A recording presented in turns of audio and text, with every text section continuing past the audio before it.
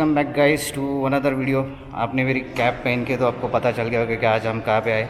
आज हम आए हैं इंडियन मेमोरियल, जहाँ पे सारे आर्मी के टैंकर्स गन्स यहाँ पे सब रखे हैं एग्जीबिशन के लिए। तो यहाँ पे आप म्यूज़ियम में देख सकते हो, हर एक चीज़ है। तो मैं आपको हर एक कॉर्नर दिखाऊँगा यहाँ पे एग्जैक्टली क्या क्या है। तो keep watching. So welcome guys to national war memorial Sadan command museum.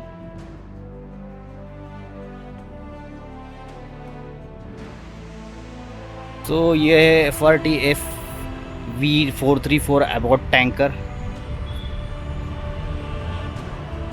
Then this one is VTR-60 modified MCPPU-12M. तो यहाँ पे सारी इन्फॉर्मेशन दी गई है, ये कौन से एग्जैक्टली टैंकर्स है, और इनमें से कुछ टैंक तो वॉर में भी यूज़ किए गए हैं। ये टैंक T-55। सो ये प्लेस बच्चों के लिए बहुत अच्छे, बड़ों के लिए अच्छे, जो भी अपने इंडियन आर्मी को रिस्पेक्ट करते हैं यहाँ पे आ सकते हैं और देख सकते हैं।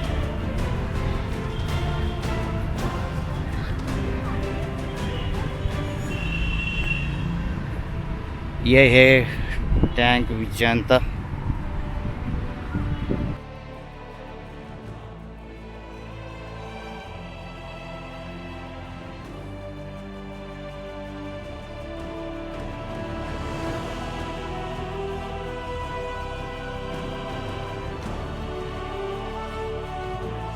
अगर आपको कुछ सोवेनियर लेना है तो यहाँ पे एक आर्मी का शॉप भी है, जहाँ से आप चीज़ें खरीद सकते हो। चलो मैं आपको एक टूर दिखाता हूँ अंदर से।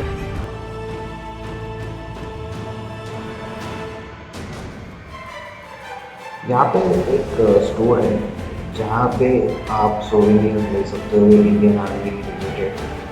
उसमें आपको मतलब हर एक जैसे आर्मी के छोटे छोटे मिनिएचर्स होके उस पर इंडियन आर्मी फ्लैग्स वो सारे प्रिंटेड हो गए वहाँ पे। इवन आपको यहाँ पे कैप ले सकते हो, ये जो सामने देख रहे हो जिसके बॉटल ले सकते हो। उसके बाद यहाँ पे और एक म्यूज़ियम है जहाँ पे अंदर गन्स देन जितने भी ओल्ड गन राइफल जो है वहाँ पे रखे गए। तो मैं आपको एग्जैक्टली बताऊँगा, यहाँ पे एक्सप्लोर कराऊँगा कि क्या क्या चीज़ें हैं। तो ये है एंट्रेंस में देखो कि जितने इंडियन आर्मी की यूनिफॉर्म्स है यहाँ पे सब लगाए गए हैं।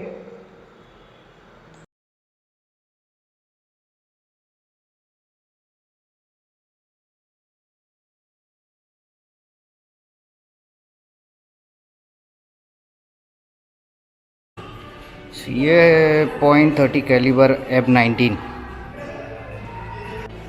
ये है राइफल 7.62 mm। देन ये गन मशीन 7.62 mm।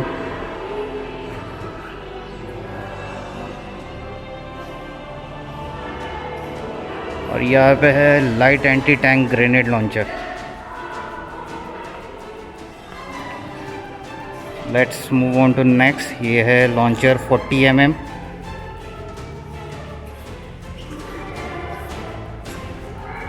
ये रॉकेट लॉन्चर 3.5। तो अभी हम देखेंगे कि यहाँ पे एक परेड होती है, तो उस परेड में एग्जैक्टली क्या होता है मैं आपको दिखाऊंगा। आई थिंक हार्डली 5-10 मिनट्स की एक परेड होगी, तो आप एंजॉय करेंगे। और नए चैनल पे अगर नए हो आप तो प्लीज़ सब्सक्राइब करिए जल्दी से जल्दी।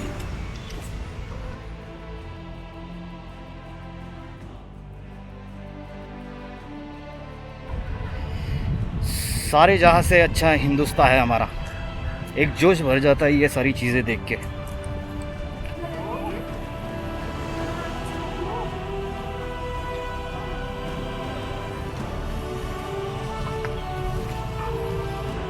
सो फ्रेंड्स, यहाँ पे बहुत से छोटे छोटे म्यूज़ियम भी है, जहाँ पे जो भी अलग अलग इन्फेंट्री होती है उनके बारे में मेंशन किया है। अपने फोर्ट्स है उसके बारे में म्यूज़ियम्स है छोटे छोटे, लाइक दिस वन। ये देखिए, तो पिछले सेक्शन में हमने क्लिप में दिखाया था कि यहाँ पे जो आर्मी के जो पूरे गन्स है वो सारी चीज़ें भी रखी है, टैंक्स है। तो यहाँ पे अंदर देखते हैं। ये विजयदुर्ग, ये एंग्लो मराठा वॉर का एक पोस्टर, एंड ये है एंग्लो मराठा वॉर। सो यहाँ पे ऐसे छोटे छोटे म्यूजियम्स भी हैं। आप आपके किड्स को लेके आइए यहाँ पे, तो ये जान सके अपनी इंडियन आर्मी एग्जैक्टली कैसी है, और बहुत प्राउड फीलिंग आती है ये सब देखने के बाद। अभी हम एक परेड भी देखेंगे लाइव, तो मैं आपको दिखाऊंगा वो।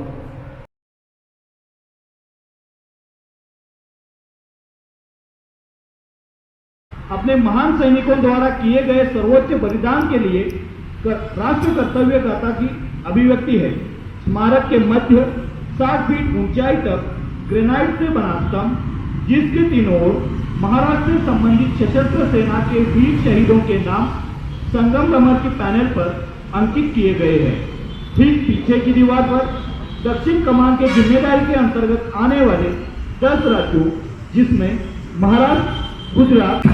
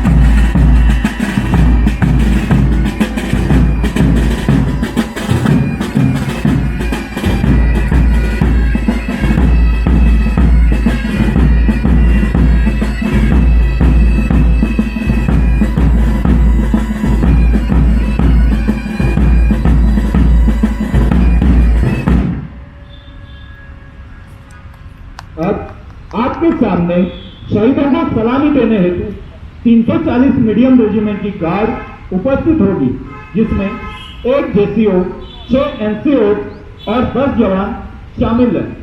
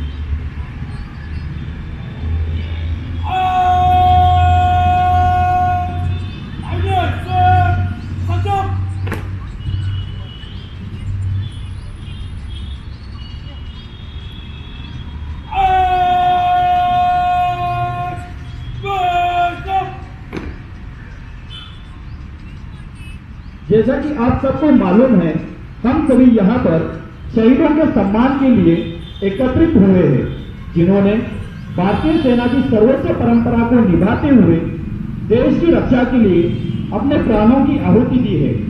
आज हमारे बीच उन अमर शहीदों की वीर नारी यहाँ पर उपस्थित है, जिन्होंने बड़े हौसले के साथ अपने आप को दोबारा बड़ी मजबूती के साथ खड़ा किया है और वे हम सब के लिए एक प्रेरणा स्रोत है। अब मैं माननीय कर्नल वीजी प्रदीप महोदय से निवेदन करता हूं कि आप वीर नारी को सम्मानित करने की कृपा करें। कर्नल वीजी प्रदीप साहब, श्रीमती प्रतिभा वाइफ ऑफ शरीफ नाइक मोहन खडोके, इन्होंने अपने अदम्य साहस और वीरता का परिचय देते अपनी जान की परवाह न करते हुए देश की रक्षा करते हुए शहीद हुए।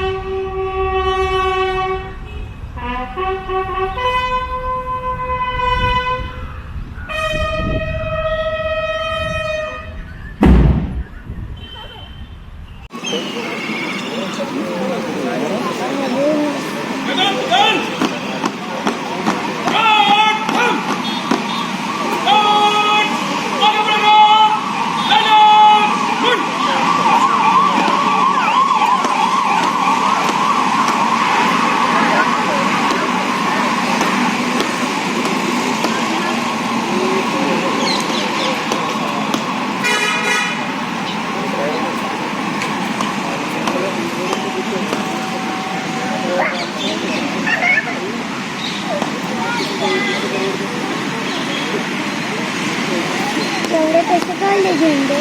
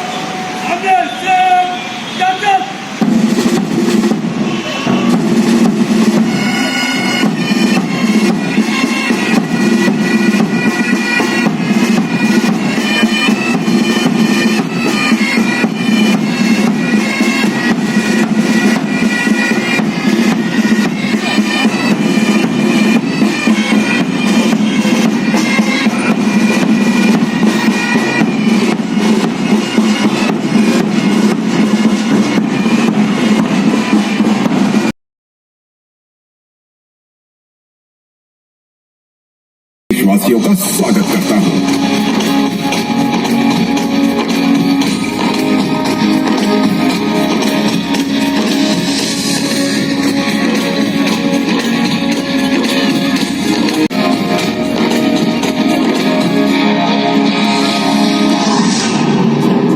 देश के मुझ जैसे प्रहरियों के इतिहास को बताना यूं तो 45 घंटों में भी संभव नहीं, परंतु एक लाइट एंड साउंड शो आपको 45 मिनट के लिए मेरे उस अतीत में ले जाएगा जिसमें न केवल मेरे अदम्य साहस, यश और मेरी महिमा का चित्रण है, बल्कि भारत के उन जांबाज सिपाहियों की वीर गाथाएं भी शामिल हैं जिन्होंने मैंने वर्ष दर वर्ष इतिहास के पन्नों और दुनिया के कोने कोने में अपने कर्तव्य और निष्ठा की एक अमिट छाप छोड़ी है।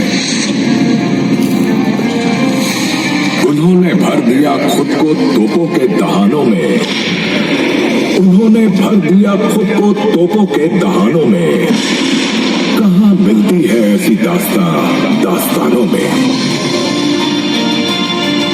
आज मैं आपके साथ अपने सैनिकों की बहादुरी और उनकी उपलब्धि के कुछ शानदार किस्से साझा करते हुए गर्व महसूस कर रहा हूं।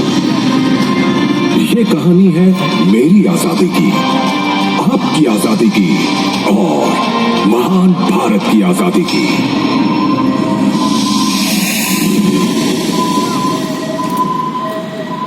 साल था 1947 जब हमारे देश को आजादी मिली थी।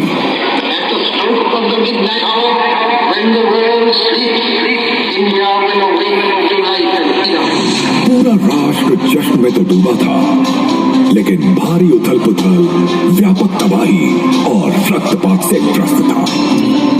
धार्मिक और जातीय आधार पर विभाजन का काला साया बन रहा।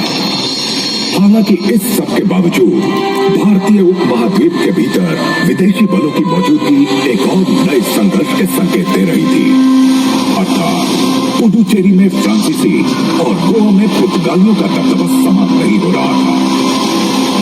हालांकि उपमहाद्वीप से बाहर होने के लिए फ्रांस के साथ चल रही बातचीत सकारात्मक रूप ले रही थी, लेकिन पुर्तगालियों ने किसी भी सलाह पर ध्यान न देते हुए गोवा को खाली करने से साफ मना कर दिया।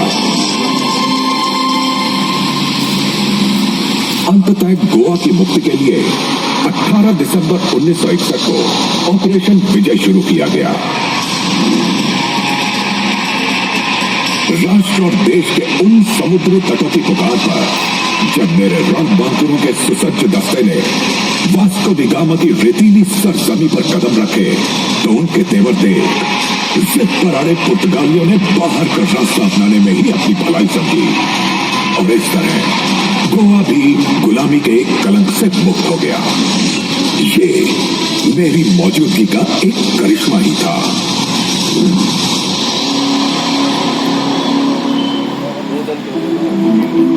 एक पड़ोसी से धोखा खाने के बाद, यानी ठीक 3 साल बाद 1965 में गुजरात में स्थित रन ऑफ कच्छ में दूसरे पड़ोसी यानी पाकिस्तान ने अपने नापाक इरादों को हवा देना शुरू कर दिया।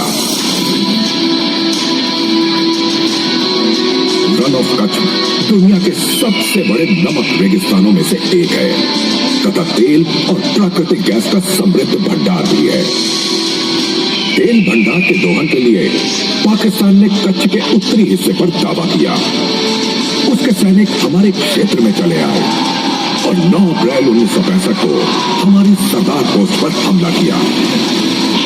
उसकी मंशा भारत के सैन्य कौशल को जांचने की भी थी, लेकिन ये उसका दुर्भाग्य था क्योंकि भारत धोखों से सबक सीख चुका था और अब मुकाबले के लिए पूरी तरह तैयार था।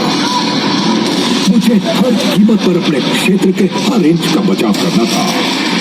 मैंने इस कार्य की बागडोर एक गतिशील नेता मेजर जनरल टीओ दुंड को सौंपी ताकि घुसपैठियों को वापस धकेला जा सके।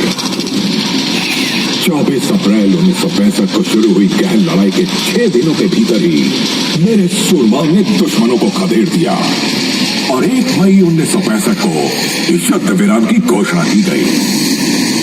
जीत की लालसा बढ़ती ही जा रही थी और इसी बीच कुछ महीनों के भीतर मुझे राजस्थान क्षेत्र में वापस बुलाया गया, जहां भारत और पाकिस्तान के बीच लड़ाई छिड़ी हुई।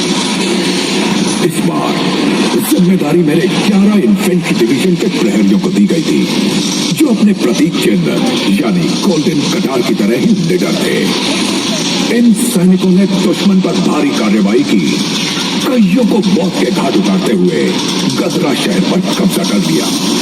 युद्ध के अंत में भारत ने लगभग 390 वर्ग किलोमीटर शत्रु क्षेत्र पर कब्जा कर लिया था, जिसे ताशकंद समझौते के बाद वापस दे दिया गया। इस युद्ध से जो अनुभव मिला वो 6 साल बाद फिर मेरे काम आया।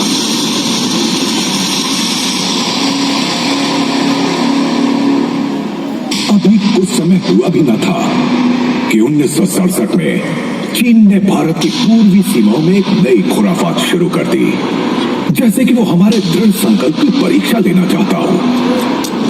घटना नाथुला पास की है। नाथुला पास सिक्किम के हिमालयी भूभाग की सीमा पर स्थित है। नाथुला पास के उत्तर और दक्षिण में सेबुला एंड कैमल्स बैक स्थित है, जो भारतीय नियंत्रण में थे।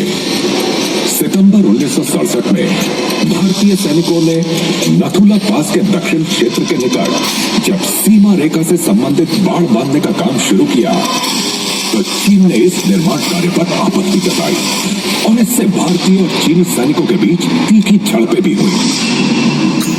लेकिन जब शब्दों का ये वाक युद्ध चल रहा था, तब देखते ही देखते चीनियों की तरफ से एक सीटी बजी और पूर्वी क्षेत्र में चीनी मशीन गनों की आवाजों ने भी जोर पकड़ा। बदले में भारतीय सेना ने भी मोर्चा संभाला और पलटवार किया। जल्द ही तोपखाने, मोर्टार और मशीन गनों के प्रयोग से संघर्ष बढ़ गया। 3 दिनों की गहन गोलाबारी के बाद भारतीय सैनिकों ने नाथुला पास में चीनी सेना और उनके हमले को तब तक नाकाम रखा जब तक युद्ध विराम की घोषणा नहीं हुई। ऑपरेशन नाथुला पास, जैसा कि इसके नाम से जाना जाता है, ने भारतीय सेना की बहादुरी को गौरव दिलाया। वर्ष 1971 भारत के लिए वो गौरवशाली वर्ष था जब उसने समूचे विश्व को अपनी अथाह शक्ति का God, I want to help you, Major, but unfortunately आज रात को यह सपोर्ट नहीं मिल सकता। हमारे पास सिर्फ हंटर जहाज है जिनमें नाइट विजन नहीं है। कल सुबह पहली किरण के साथ मैं वहां पहुंच जाऊंगा। Over. That's bad news, sir. आज सुबह तक कैसे होल्ड करेंगे? हम 120 है और वो 2000 है, sir. No, I cannot help you, Major. You will have to hold the post for the night. I will be there at the first light. All the best, Major. Jai Hind. Boys, the enemy has attacked Longewala post. Be ready to attack at the first light. None of our tanks are there, so whichever tank you see, hit them and hit them hard. और प्रार्थना करें उन 120 जवानों के लिए जो खड़े मौत के सामने। रतन सिंह, कंपनी को फॉलो करो। आज की रात इम्तिहान की रात है। दुश्मन सामने खड़ा है और हमारे पास 2 ही रास्ते, या तो हम दुश्मन का सामना करें या फिर पोस्ट छोड़कर पीछे हो जाए। और मैंने फैसला किया है कि मैं ये पोस्ट छोड़कर नहीं जाऊंगा। सर, हम मर जाएंगे लेकिन पीछे नहीं हटेंगे। हेलो सिंह, लड़ाइयाँ खुद मारकर नहीं, दुश्मन को मार कर जीती जाती है। जय बोले संविधान, सत श्री अकाल। वाहेगुरु जी का खालसा, वाहेगुरु जी की फतेह। आजाद पाकिस्तान। जब तक मैं न कहूं कोई फायरिंग नहीं करेगा। हमें दुश्मन को और थोड़ा करीब। हम लोगों ने माइंस इसीलिए तो बिछा रखे हैं।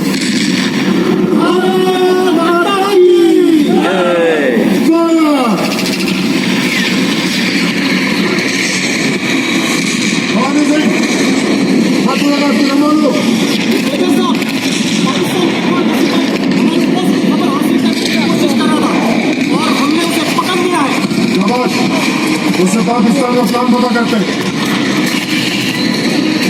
अरे अपने दस्ते के प्लान के बारे में बताओ। प्लान तो बड़े लोग करते हैं साहब, पर एक घोषणा हुई थी। सुबह का नाश्ता जैसलमेर में करेंगे, दोपहर का खाना जोधपुर में और रात का दिल्ली में करेंगे।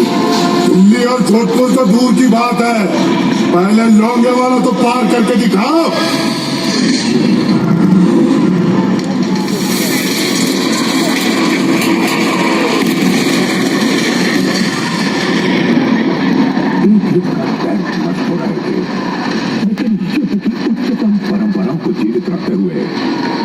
भारतीय सैनिकों ने 12 टैंकों को मलबे में बदल दिया। टैंकों पर चढ़े पेट्रोल कंटेनरों में हुए विस्फोट से आसमान लाल हो गया। ऐसे में ऊंचाई पर होने के कारण भारत को लाभ मिला, जिससे न सिर्फ अधिकांश दुश्मनों का खात्मा हुआ, बल्कि वे दिन चढ़ने तक स्थिति को संभालने में पूरी तरह सक्षम रहे। सूरज की पहली किरण के क्षितिज पर चमकने के साथ ही भारतीय वायुसेना के लड़ाकू विमानों की गर्जना भी सुनी जा सकती थी। लड़ाकू विमानों के जिन पायलटों ने अंधेरी रात में अपने जोश और आक्रोश को दबा रखा था, अब वो खुलकर शत्रुओं पर कहर की तरह बरस पड़े। लड़ाकू विमानों को पाकिस्तानी टैंक स्थिर बैठे डक्स की माने नजर आए। कुछ ही घंटों के भीतर 22 और टैंकों को नष्ट कर लोंगेवाला की इस लड़ाई को भारतीय जवानों ने सेना के इतिहास में एक शानदार जीत के रूप में अमर कर दिया। इस कार्रवाई को भारतीय वायुसेना की हंटर स्क्वाड्रन और 23 पंजाब की अल्फा कंपनी ने अंजाम दिया था। इस बीच विरोधी सेना के 200 सैनिकों का सफाया हो चुका था और मेरे केवल 2 भारतीय जवान शहीद हुए थे। इस समय पाकिस्तान के कुल 34 टैंक और 500 वाहन नष्ट हुए। मेजर कुलदीप सिंह चांदपुरी, जो बाद में ब्रिगेडियर के पद पर आसीन हुए, उन्हें द्वितीय सर्वोच्च युद्ध वीरता पुरस्कार महावीर चक्र से सम्मानित किया गया।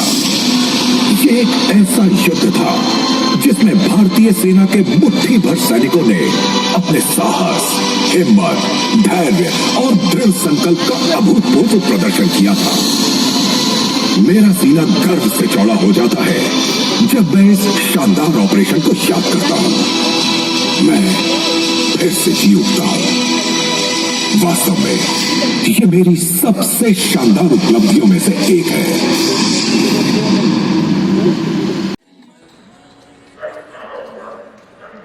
आपने अगर यहाँ तक वीडियो देखा है तो आप सही में एक देश प्रेमी हो, और मैं रिक्वेस्ट करूँगा सभी को कि आप जो मतलब सभी मॉल या सिनेमा थिएटर्स या घूमने हम हर वीकेंड जाते हैं, लेकिन एक दिन तो इस सदर्न कमांड मेमोरियल को विजिट देना।